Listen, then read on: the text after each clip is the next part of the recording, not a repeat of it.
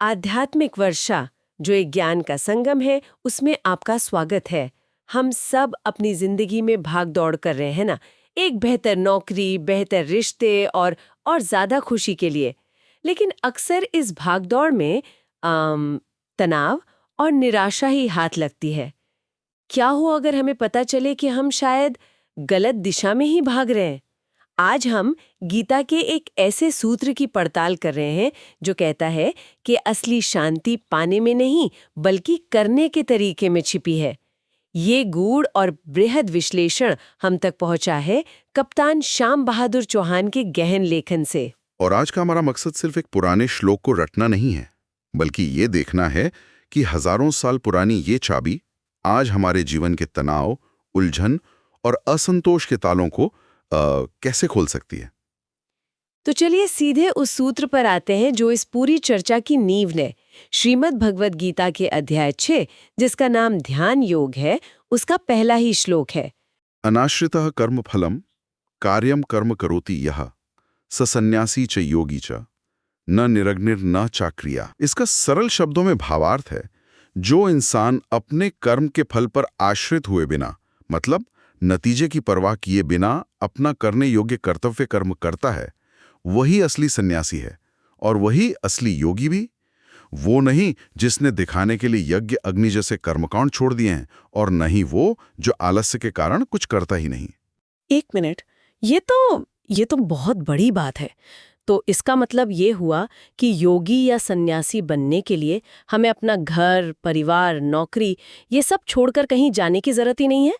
क्या एक आम इंसान अपनी रोजमर्रा की जिंदगी जीते हुए भी योगी हो सकता है? बिल्कुल, और यही इस श्लोक की सबसे क्रांतिकारी, सबसे लिबरेटिंग बात है। भगवान श्री कृष्ण यहाँ सन्यास की जो पारंपरिक छवि है ना, उसे तोड़ रहे हैं। वो कह रहे हैं कि असली त्याग कपड़ों का या घर का नहीं है, असली त्याग तो मन के भीतर होता है। उस फल के प्रति जो हमें हमारे कर्म से मिलने वाला है, उस फल के मोह का त्याग। कर्म से भागना नहीं, बल्कि सही सोच के साथ कर्म करना ही योग है। ठीक है, तो ये विचार हजारों साल पुराना है। समय के साथ क्या महान विचारकों ने इसे अलग अलग तरह से नहीं देखा?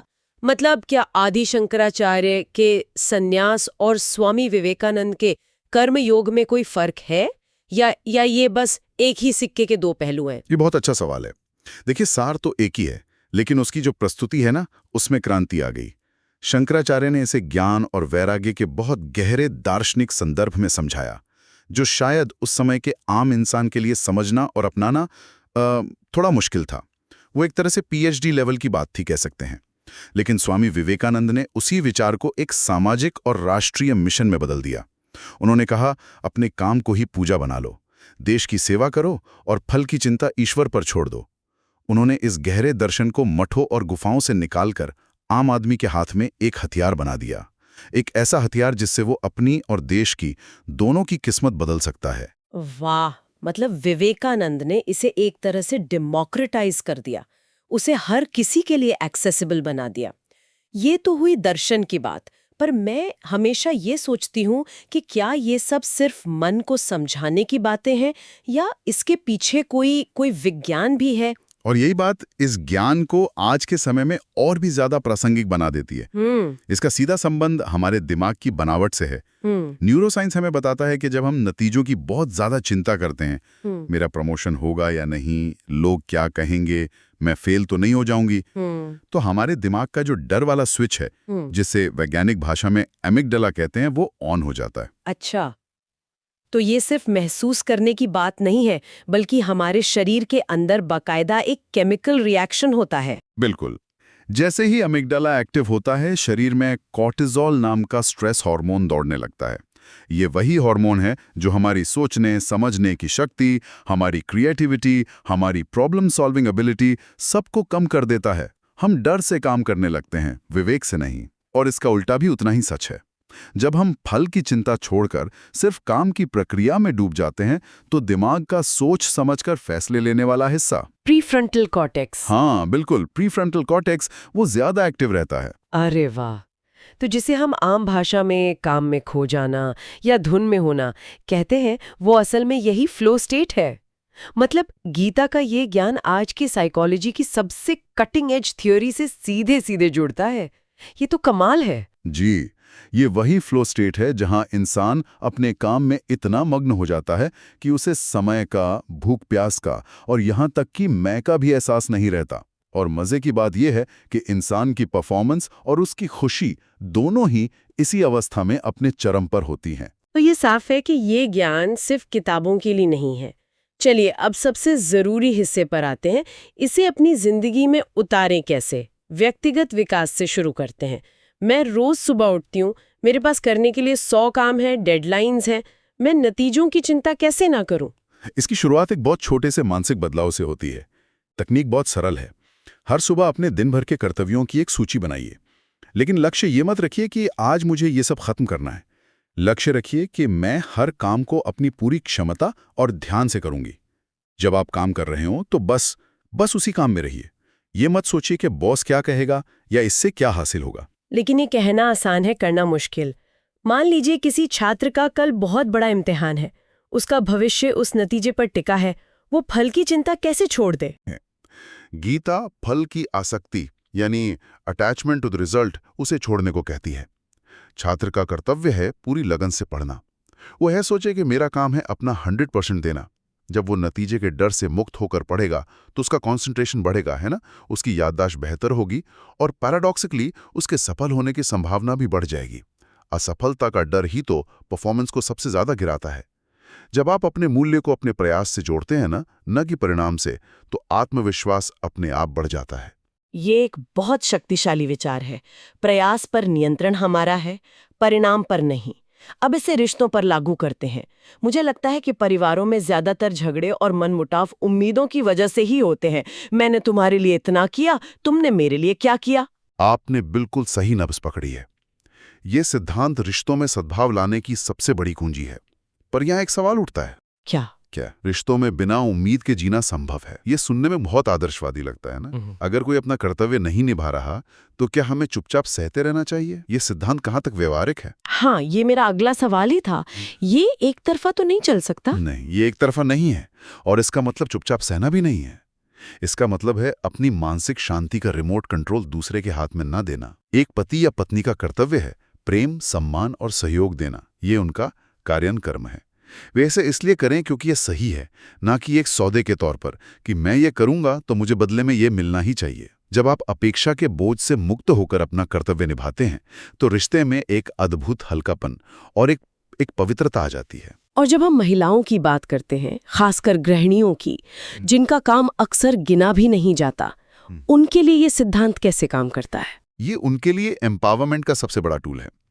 एक गृहिणी का काम सिर्फ रोटी बनाना या घर साफ करना नहीं है। वो एक परिवार की नींव रखती है, संस्कारों का सिंचन करती है। उसका घर एक तपोभूमि है। जब वो इस काम को अरे दिन भर काम करती हूं, कोई तारीफ भी नहीं करता, यानी फल की अपेक्षा, इस भाव से करती है तो वही काम बोझ बन जाता है। लेकिन जब वो उसी काम को एक पवित्र यज्ञ समझकर प्रेम और समर्पण से करती है, ये मेरा परिवार है, ये मेरा कर्तव्य है, मेरा धर्म है, इस भाव से, तो उसे किसी की प्रशंसा या वैलिडेशन की जरूरत नहीं रहती। उसे संतुष्टि उसी कर्म के करने में मिल जाती है। उसका काम पूजा बन जाता है और घर मंदिर। लेकिन रिश्तों में उम्मीदें रखना स्वाभाविक भी तो है। और जब ये उम्मीदें पूरी नहीं होती तो इंसान कई बार बाहर खुशी तलाशने लगता है। यहीं पर विवाहेतर संबंधों जैसे जटिल मुद्दे सामने आते हैं।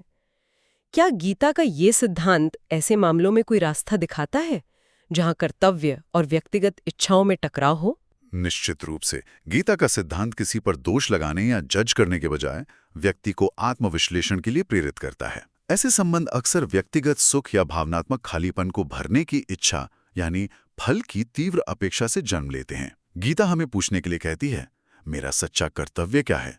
मेरे इस कर्म का मेरे परिवार, मेरे बच्चों और समाज पर क्या दूरगामी परिणाम होगा? ये हमें सिखाती है कि क्षणिक सुख यानी फल के लिए अपने फाउंडेशनल कर्तव्यों की अवहेलना करना अंततः गहरे दुख और आत्मग्लानि का ही कारण बनता है। यह विवेक के साथ कर्तव्य पथ पर बने रहने की प्रेरणा देता है। यह सोचने का एक बहुत मैच्योर तरीका है। मतलब ब्लेम गेम खेलने के बजाय अपनी रिस्पॉन्सिबिलिटी पर फोकस करो। यह व्यक्तिगत और पारिवारिक जीवन के लिए तो बहुत शक्तिशाली है, लेकिन मैं सोच रही हूँ कि ऑफिस में इसका क्या होगा। वहां तो सब कुछ टारगेट, प्रमोशन और नतीजों पर ही टिका होता है। क्या वहां फल की चिंता किए बिना काम करना मुमकिन भी है? ये न सिर्फ मुमकिन है बल्कि लॉन्ग टर्म सक्सेस के लिए जरूरी भी है। व्यावसायिक जीवन में इसके दो सबसे बड़े फायदे हैं। पहला है नैतिकता। जब हमारी नज़र सिर्फ प्रमोशन या बोनस यानी कर्मफल पर होती है तो शॉर्टकट अपनाने की, दूसरों को नीचा दिखाने की प्रवृत्ति बढ़ जाती है। लेकिन जो व्यक्ति काम को कर्तव्य समझकर करता है वो प्रक्रिया की शुचिता पर ध्यान देता है। उसकी रेप्यूटेशन ईमानदारी और भरोसे की बनती है, जो किसी भी बोनस से ज्यादा कीमती है। और दूसरा फायदा? दूसरा है संतुष्टि बनाम सफलता। सफलता एक बाहरी मंजिल है जो अक्सर पहुंचने के बाद भी खालीपन दे जाती है। अब क्या वाला सवाल खड़ा हो जाता है। लेकिन संतुष्टि एक आंतरिक अनुभव है जो यात्रा के हर कदम पर मिलता है। जब आप काम में डूबकर उसे करते हैं तो संतुष्टि उसी पल मिल जाती है। सफलता तो बस उसका एक बाय प्रोडक्ट बनकर पीछे चली आती है। एक अच्छा लीडर भी वही है जो अपनी टीम को नतीजों के डर से आतंकित करने के बजाय उन्हें प्रोसेस को एंजॉय करने, इनोवेट करने और अपना बेस्ट देने के लिए प्रेरित करता है। और ये बात उन कार्यरत महिलाओं पर भी लागू होती है जो घर और ऑफिस दोनों की दोहरी जिम्मेदारियां निभा रही हैं। बिल्कुल, उनके लिए ये वर्क लाइफ बैलेंस की कुंजी है। समाज उनसे हर भूमिका में परफेक्ट होने की उम्मीद करता है। यह सिद्धांत उन्हें इस तनाव से मुक्त करता है। वो हर भूमिका में अपना सेरा देती है, लेकिन इस अपेक्षा से मुक्त रहती है कि उसे हर जगह से सराहना मिले। वो समझती है कि उसका मूल्य उसके प्रयासों में है, लोगों के ओपिनियंस में नहीं। और आज की युवा पीढ़ी जो सोशल मीडिया की दुनिया में जी रही है, जहां हर पल वैलिडेशन की तलाश रहती है, युवाओं के लिए यह सीख शायद सबसे ज्यादा जरूरी है। आज का आधुनिक कर्मफल क्या है? सोशल मीडिया पर मिलने वाले लाइक्स, कमेंट्स और शेयर्स। ये श्लोक युवाओं को सिखाता है कि इस आभासी और क्षणिक फल के पीछे भागने के बजाय अपने कौशल, अपने ज्ञान और अपने चरित्र को निखारने पर ध्यान दें। आपकी असली पहचान आपके प्रयासों से बनती है, आपकी इंस्टाग्राम प्रोफाइल से नहीं। तो अगर हम इस पूरी गहरी और विस्तृत चर्चा का सार एक लाइन में निकालना चाहें तो वो क्या होगा? सार ये है कि गीता का ये एक श्लोक जीवन की ऑपरेटिंग सिस्टम को अपग्रेड करने का कोड है। यह हमें कर्मों से भागना नहीं, बल्कि कर्म करने के सही तरीके से प्रेम करना सिखाता है, जहां कर्म बोझ नहीं बल्कि उत्सव बन जाता है और आनंद मंजिल में नहीं बल्कि यात्रा में ही मिल जाता है। ये अद्भुत संकलन और गहन लेखन हम तक पहुंचाने के लिए हम कप्तान श्याम बहादुर चौहान के आभारी हैं। उनकी इस श्रीमद् भगवद गीता ज्ञान यज्ञ पहल के माध्यम से ये ज्ञान आज हम तक पहुंच पाया है। बिल्कुल। और अंत में श्रोताओं के लिए एक विचार छोड़ते हैं। अगर हम अपने जीवन का सिर्फ एक दिन, सिर्फ आने वाले 24 घंटे इस सिद्धांत के अनुसार जीने का प्रयास करें, बिना किसी अपेक्षा के, बिना किसी परिणाम की चिंता के, केवल अपने हर छोटे बड़े काम को पूरी ईमानदारी और डूबकर करने पर ध्यान केंद्रित करते हुए, तो हमारे अनुभवों में, हमारी मानसिक शांति में और हमारे आसपास की दुनिया को देखने के नजरिए में क्या बदलाव आ सकता है, इस पर विचार जरूर कीजिएगा।